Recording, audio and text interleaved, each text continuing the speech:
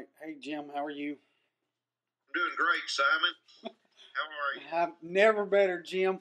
Appreciate you coming to answer a couple of questions from the mailbag we've got for you this week. Great.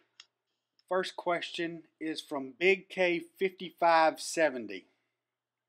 He says that he personally thinks that the Razorback basketball and football programs are heading in the right direction with Mike Anderson and Bret Bielema. And he asks, when do you think that the Razorbacks turn the corner in both sports? Well, what corner are we trying to turn here? Basketball's had three winning seasons under Mike Anderson, and this year won 20 games or over 20 games and made the NIT. I mean, I think they're gradually turning this corner that the writer wants them to turn. I mean, I think it's a process. I would imagine that writer's as tired as the rest of us in hearing that it's a process, but it is. I mean, Arkansas was at the low end of things. Mike Anderson's had to build in different positions at each recruiting class. Next year, the guards will be more in place than they've been as far as the type of guards he wants. And I think they'll win more games, and I think they'll probably challenge for one of the top three spots in the SEC.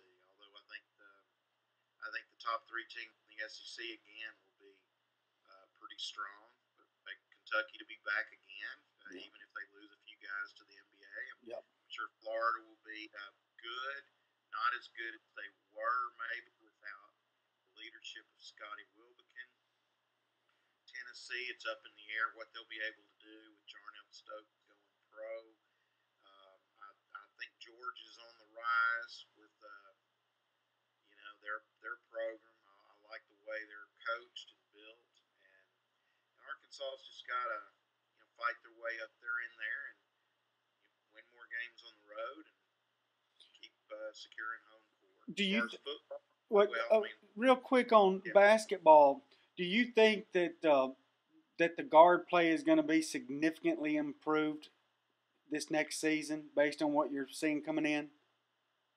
I think it'll be improved. I don't know where to put significantly in it. I think they'll have a point guard who can make plays in the lane, penetrate, set people up for easier baskets on a more regular basis than they were able to do with the setup this past season. I think Kai Madden was limited in his abilities to create against zones. I think that will change with Anton Beard. I really believe he's a top caliber player. So I think significant change may come as the season goes on. We'll just have to see. But I think that early on, I think you'll see a better offense out of this team. Of course, it remains to be seen what they'll get defensively from those guys, because I really think they got good defense out of Fred Gully, who they lose. So they're going to have to improve in those areas as well. What about scheduling? Do you expect to see a much improved schedule, out of conference schedule? Well, they won't be going on a trip like to Maui, so I think that you'll see more games. I think they'll spread out a little bit and go on the road. They'll go to SMU and return that game. Clemson will be a return match. Oklahoma will come back on the schedule as a home game. Mm-hmm. I would really like to see, a schedule that's not 10 home games and 2 road games. I'd like to see them get a few more competitive top 150 opponents in basketball, obviously, to be on the schedule for next year and not. I mean, as you know, and as we had on our website, spoke with Jeff Long about this last October. Right. His contention was you don't know how teams are going to be. Well, I think everybody knows that was silly to even say that. The teams that are 250 and above, they're going to be right back there, 250 and above, and will stay about that all season. Now, here's where it worked against Arkansas this year. They actually scheduled what should have been a better South Alabama team out of the Sun Belt. South Alabama returned everybody, was picked to be one of the contenders for the league, and was probably a team that before the season you would have expected would have been a good game on Arkansas's non-conference schedule, and they bottomed out. They finished near the bottom of the Sun Belt, if not the bottom. So with two really outstanding players, I don't really know what happened to them during the season, but they just got worse and worse as it went on. Right. So their RPI fell, and that hurt Arkansas a lot there. So in essence, yeah, Jeff Long was right. We didn't know how good or bad South Alabama was going to turn out to be.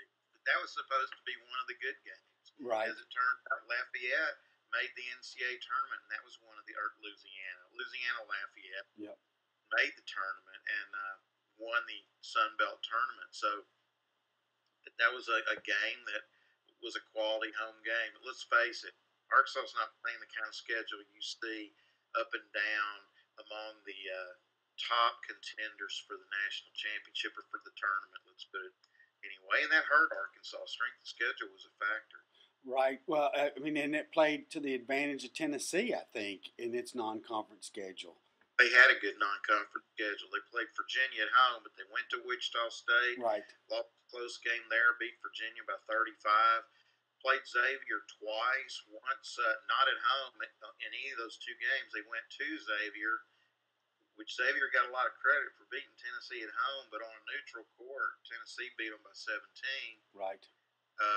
Tennessee had a good schedule. Kentucky always schedules well. Florida, of course, had UConn and Wisconsin on its schedule, two teams in the Final Four.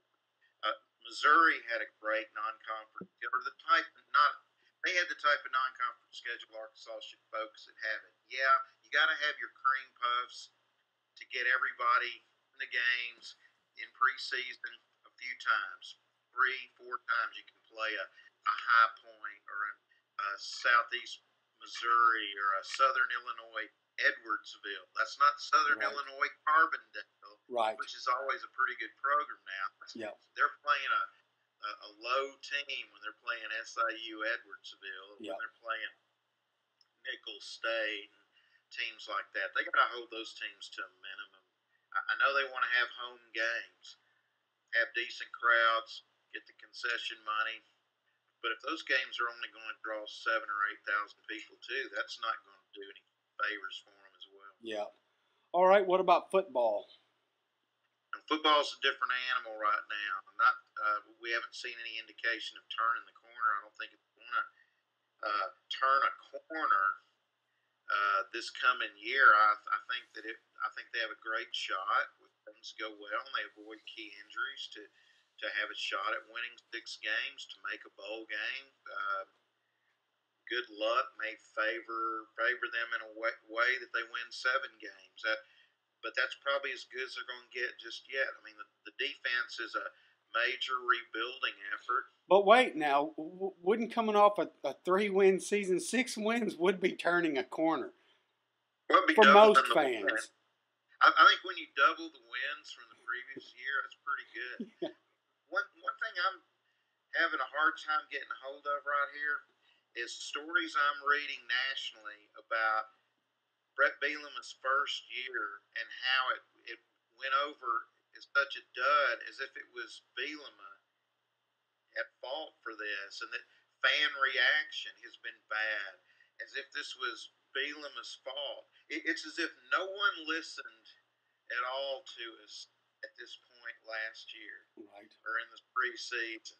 At best, remember I said at best Arkansas would win 6 games last year. And if Brandon Allen didn't get hurt, they went Rutgers, and then maybe that makes a difference for them late in the year against Mississippi State and LSU. And those are your 3 wins that would have made them 6-6 and bowl eligible. Right. But it's almost as if no one heard until the season went on. Folks, they have no talent. I mean, the talent is at its lowest ebb we've seen it in years. Well, I just to interject here, I remember before that fateful April motorcycle crash, having lunch with you, and you questioning the talent that was behind the Tyler Wilson class, and Yeah. I mean, going back, now 2 full years, you had questions about what was on campus at that point. And you're talking about that talent going 4-8. Yes, it was a disaster with John L. Smith as a fill-in coach, but yet, I mean, that team also went into the pot, and then you have these guys that they have left, having to bring them back out of the abyss, and it was hard. And I don't think it's that easy now, but I think recruiting is what does it. But you're not going to do it with just the first class Bielema had, and even this one. It's a consistent building over the next 2 or 3 years before you turn a corner.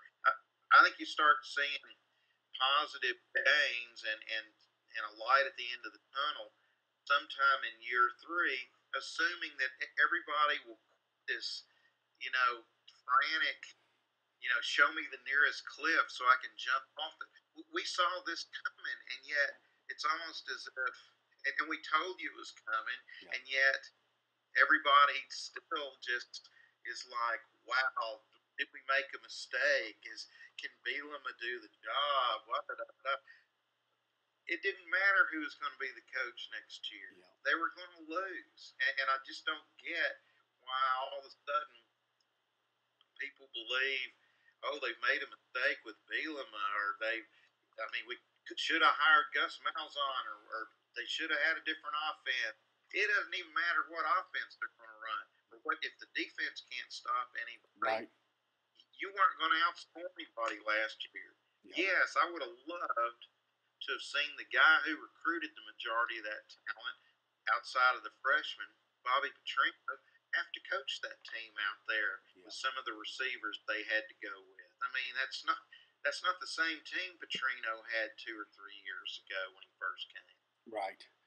Well, Big K's last question for you is, when you think he'll see 100,000 person football stadium? I'm assuming he means in Fayetteville. Yeah, well, he can go see one in Knoxville. I think Arkansas will play over there maybe next year. I don't know how the rotation works out, but it's coming up soon. I think Kyle Field will be up there, but we won't play at Kyle Field for the next 11 years. That Texas A&M Arkansas game will be played in Dallas. I'm trying to think of where he might see one.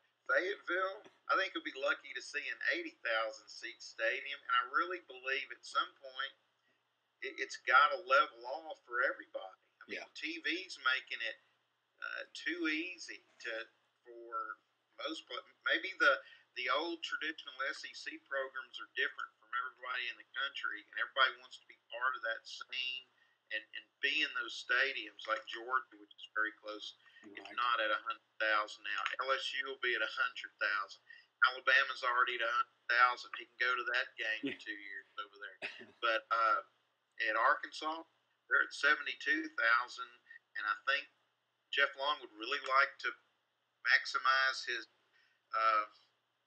money by adding more club seating and enclose the north end and bring it up to about 80,000 seats. But I really would like to see Arkansas also fill the open seats that are available in the upper decks too before you start talking any more than that. Yeah, I agree. Here's a question from Chris. He asked, how long do you think it's going to be before the NCAA football playoffs become the football tournament and we have a football tournament champion rather than a national champion as has happened in basketball? Well, there's a long-term contract for the 14 playoff. I think you and I have discussed this. It's 12 years. Right. Things can change. They can look at that and change, I'm sure, if it got to a point where they're seeing that maybe the 5th or the 6th team deserves a shot. I think within 15 years we may see an 18 playoff, but I think they're going to for sure see over the next 5 or 6 years how the 14 playoff goes. Try to remember, too, that the BCS existed in its form for 17 seasons, though, I think, or 16 seasons. So for it to be something changed with this new setup, which took us so long to get to begin with, it might be a while. Right. He has a tougher question. It's about the NFL. You ready for it? Can you? I'll tell you, as soon as the Razorback players are done with their eligibility, as you know, I like the NFL and watch it for fun, but I don't follow it as religiously as some folks with fantasy teams and that kind of thing. But sure, I'll give it a go. He said, and he acknowledges it's a tougher question. He says, "Who should the Texans select with the first pick in the draft?" And then he says, I think I had a visitor there in the picture behind me. Yeah. TCU. And then he says, "But who will they pick? Who should they pick? But who will they pick? You care to? They should pick Johnny Manziel. He scored a 32 in the Wonderlic.